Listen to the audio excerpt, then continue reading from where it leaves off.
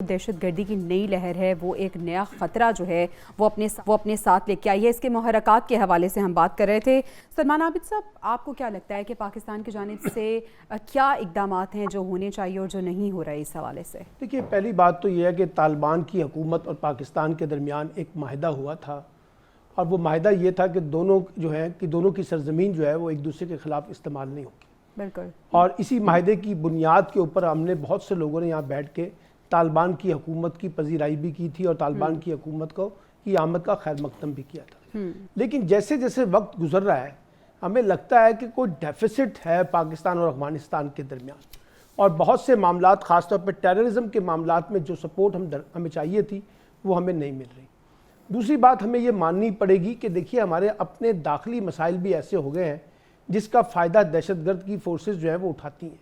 पाकिस्तान की सियासी सूरत हाल, पाकिस्तान की इकनॉमिक सूरत हाल, पाकिस्तान के अंदर जो इस वक्त लड़ाई चल रही है इदारों के दरमियान, सियासतदानों के दरमियान, उसका भी तो फ़ायदा दहशतगर्द उठा रहे हैं ना। और दहशतगर्द ये देखते हैं कि जब पाकिस्तान इंटरनली वीक है और ख़ास तौर पे आपस में दस्तो गिरेबां है, तो इसका फ़ायदा उठाया जाए, और उसका फ़ायदा उठाकर वो दहशतगर्दी यहाँ पे लेके आते हैं और दहशतगर्दी को लाके हम पे मुसल्लत करने की कोशिश करते हैं।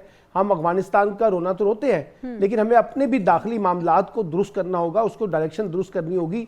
और ये जो हमें कभी हम किसी को अच्छा कहते हैं, फिर किसी को बुरा कहते हैं, गुड एंड बैड की पॉलिसी में रहते हैं। अब हमें ख्याल आ रहा है कि नहीं, अब हम कोई रियायत नहीं करेंगे।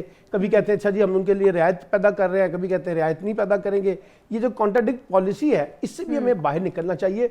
जो भी पॉलिसी आप लेना चाहते हैं आप लें अफगान हुकूमत के साथ। जैसे ब्रिगेडियर हारिस नवाज ने कहा कि आपको बातचीत करनी पड़ेगी, और ख़ास तौर पे जितने भी ग्रे एरिया अफगानिस्तान के कॉन्टेक्स्ट में है उसमें हिंदुस्तान का रोल भी है, उसमें ये BLA का जो उन्होंने कहा उसका भी रोल है।